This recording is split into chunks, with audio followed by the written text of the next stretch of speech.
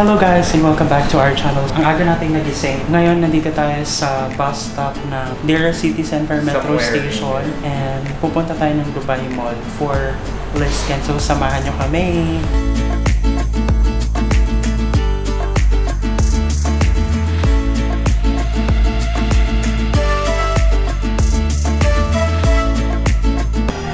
Nandito na kami sa Dolby Cinema sa Dubai Mall, the biggest Dolby screen here in the UAE. Ayan, meron tayong kakilala dun, no? Mr. Ngayon, dito kami nga sa Dolby Cinema. Kasama namin mga fans ng Lisken. Sino pong pangalan mo? Anna. So, ito ay... From Liskenfinity. Siya. Bakit ka fan ni Lisken? Kasi iba sila compared sa ibang mga artista. Tsaka napaka down to earth. Tsaka very simple. Hindi sila feeling artista. So marami na kayong mga members ng Lisken Middle East? Yeah, marami din. Sandali lang ha, isipin ko muna. Edit naman yan, diba? Ay, national. I first fell in love with them and I saw them in She's the One. After that, pinalo ko na sila Forevermore, then all the block screening. What do you expect sa movie? Sad ending siya. Ayoko ng mga spoiler! Ayoko, hindi ko binabasa. Sige ate, salamat. Thank you. Ikaw ate, what do you expect? Ako, expect ko, iiyak ako. Sige, makikita natin yun mamaya. Baka miyak na talaga. Salamat. Hello po. Bye!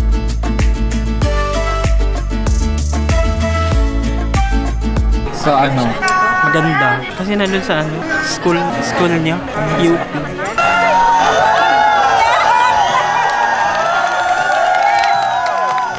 Once again, makakasama natin ang ating ultimate favorite na love team na Lisken. My name is Johnny Biryani po from Tag 91.1.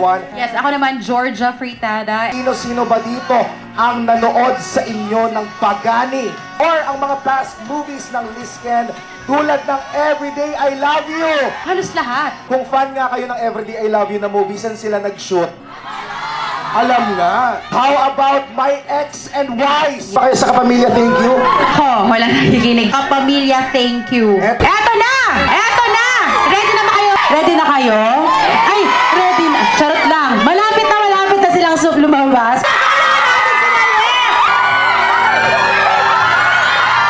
And of course, kasama pa rin natin ang nag-iisang blockbuster director. We have Director Antoinette Habana!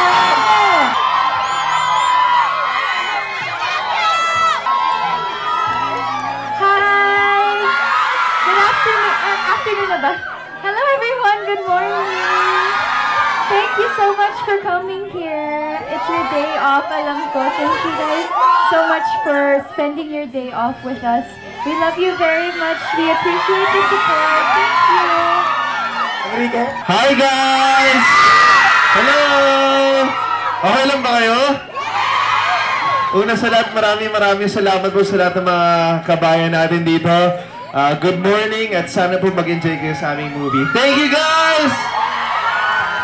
Hello, thank you everybody sa pagpunta kahit na Sabado. Maraming salamat po. Thank you. And of course, we'd like to acknowledge also the presence of Direk Dan Villegas. Nandito rin po natin. Nandito po si Direk Dan. Ngayon. Kita rin siyempre ng mga nasa likod natin, yung mga nangyayari dito sa... Yes. Alright.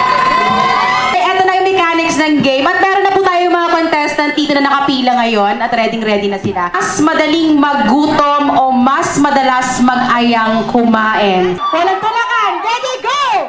Sabi mo na! Pila po. Pero yung mga fans na sumasagot, Liza daw. Totoo ba, Ken? Mas madali po ako magutom. Panalo ang sumagot ng kay Liza. Nangalahati agad. Yay! Konti na lang. Sino ang mas mabilis mag-memorize ng script? Ako po. Pala! Totoo ba? Tama naman. In-admit naman. Tsaka dun sa unang question, sa lagi nagyaya, ako lagi nag-ubos ng pagkain. Liza ba? Or si Ken?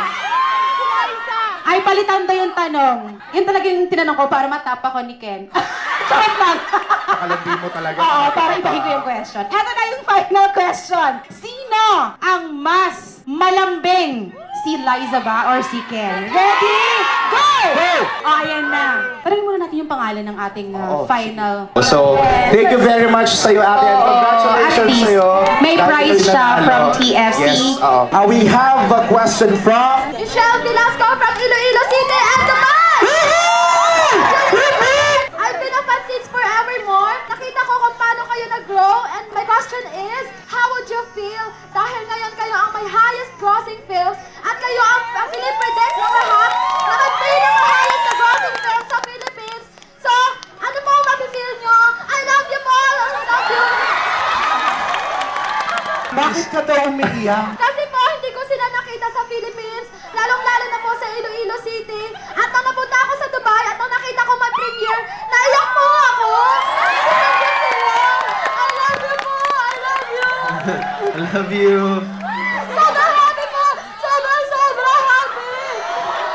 I love you! Pumunta din ako sa Abu Dhabi! I love you! I love you! Nice! I love you! Nakakarami na, no? Kanina, humablog din ng kamay. Kinokontrol natin kanina, hindi nagpapigil to kanina. Diba? So alam nyo na next time. Alam nyo na Anong gagawin gagawin? Alam nyo na. Sino nang ready umiyak dito? Araw na. At biglang nagsitaasan na kamay. You're ready umiyak. Kailangan, malalay and Enrique yung, pag-iyak. We're so happy with the outcome of our film. Sobrang saya namin na sobrang sinuportahan kami ng mga Lisken fans and all the casual viewers. We're just really happy with all the reviews, all the take-home lessons everybody got. And yun, we're just happy with that. I mean, we don't really think about the gross too much. I think what's more important is how all of our fans felt after they watched the movie. Alright, maraming salamat, Liza. Yun na po yung Miss Universe natin. Sobrang perfect yan, for sure yan. First of all, I'm just really happy that I'm sure you guys miss the Manila. Do you guys miss the Philippines? Super. So I'm just really happy na kahit konti po, a little piece of Manila ay madala po namin para sa inyo. So sana, yun lang po. And I'm just really happy that maraming tao po dito na talagang pumunta pa kayo dito, yung mga tao sa likod. Maraming salamat po. Alam ko nandiyan kayo, hindi kayo nakikita, pero maraming salamat. I hope you guys enjoy our film at sana po ma-in-love din kayo. Thank you po. Maraming salamat. Gaya ng sinabi ni Ken at Hobie, we're just so happy sa support nyo. Icing on the cake na lang yung gross, pero mas importante na pagkatapos nyo panoorin yung pelikula, mamimiss nyo ang Pilipinas at mamimiss nyo magmahal. Pero bago ang lahat, Ruby, handa ka na ba umiyak? Masaya ako kasi nakita ko sila dito. Handa na siyang ma-in-love. Unang-una, nagpapasalamat po ako in behalf of the fans dito sa Dubai. Nakarating po ang Lisken sa Dubai kahit hindi po kami, malayo kami sa Pilipinas. Malapit po kayo sa amin. It's very thankful. Thankful po kami dyan. Ang question ko po is, ano po ang lesson na ibibigay ng Alone Together for us here in Dubai na manonood? Thank you. We love you. It's never too late to fall in love. It's never too late. It's never too late to change your life. It's never too late to chase your dreams. It's never too late to go back home. Yun lang po. I love you guys. Hashtag it's never too late. Hindi ko alam yan. Dito na tayo sa Sumal Bahar, sa may The Fountain, sa ilalim ng Burj Khalifa.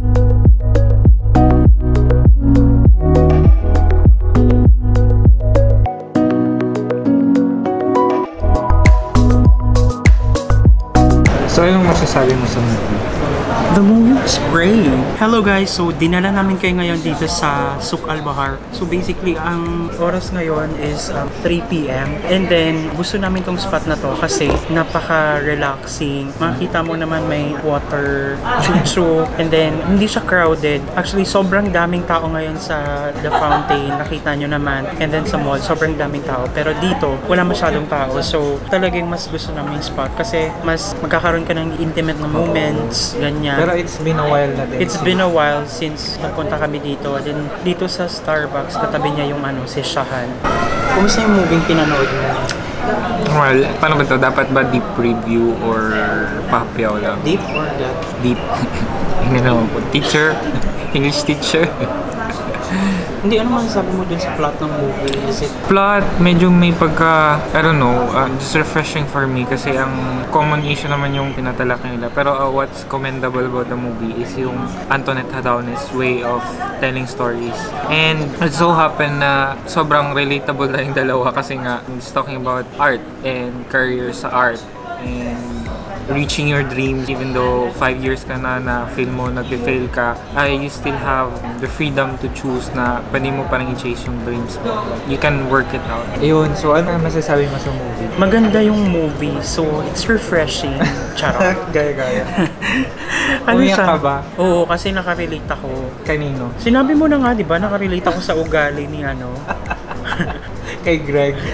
Oo. Greg! Raph! Hello! Ay, si Greg pala. Si Greg. Sa execution or portrayal. Sa portrayal naman, I guess kasi parang hindi naman na ako masyadong na-alof sa parang acting nilang dalawa kasi feels like parang pinapakita lang nila yung romance nilang dalawa on screen. Kasi off screen nga, di ba, parang nabalitaan na tayo natin na sila talaga. So, and ang ano pa ba, yung message siguro ng movie is a wonderful message na yun nga, keep on doing what you love, keep on striving. Hindi, anong masasabi mo nga? Inside. Maganda yung movie. Ano yung honesty na mas maganda siya sa...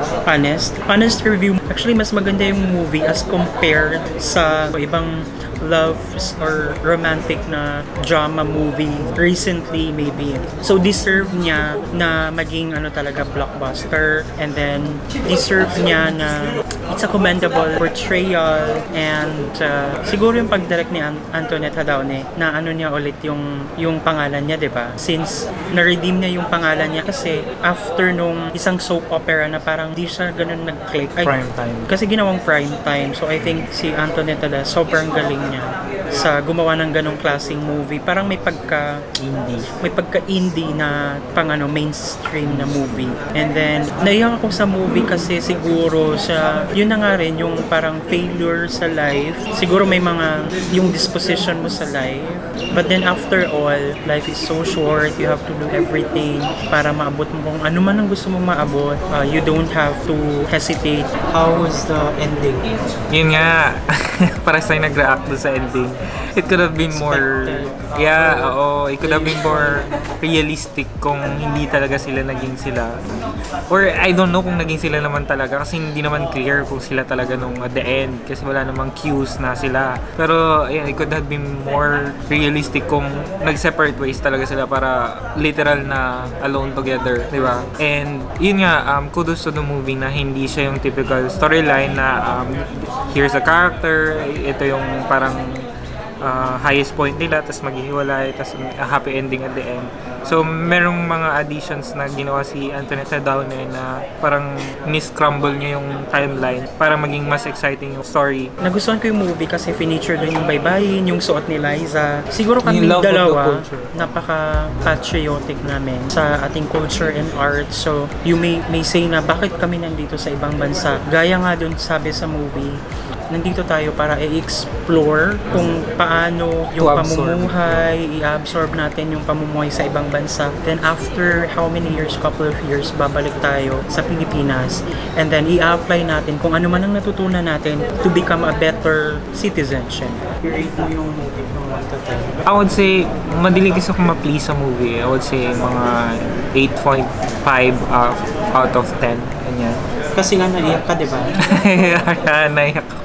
Naiyak ako kasi nga nakaka-relate ako kay Liza Soberano na she feels like naging failure siya even though na ginawa naman niya lahat, naging magna cum laude pa siya, tapos may mga applications na siya, nilulook forward niya na pupunta siya sa abroad and makikita niya yung mga museums na gusto niyang puntahan, magiging archivist na siya sa isang gallery, something like that. But it turned out na even though kahit gawin mo ang lahat, when life shifts, hindi mo alam kung anong mangyayari na shit happens. Pero it's not the end of it, kundi parang start, parang din talaga. So, yun. So overall, siguro, I'd give this movie a rating of 9 out of 10. So nakamayan mo si rating? Oh my God. So, ayun na nga, nag-ano tayo, nag-meet and greet. And then, eto yung picture. So, ang nangyari, actually, inakbayan niya ako. And then, after that, after nung picture taking, hinawakan ko yung kamay niya. Sabi niya sa akin, salamat po. Nagpasalamat, hinawakan ko yung kamay niya. Yan lang.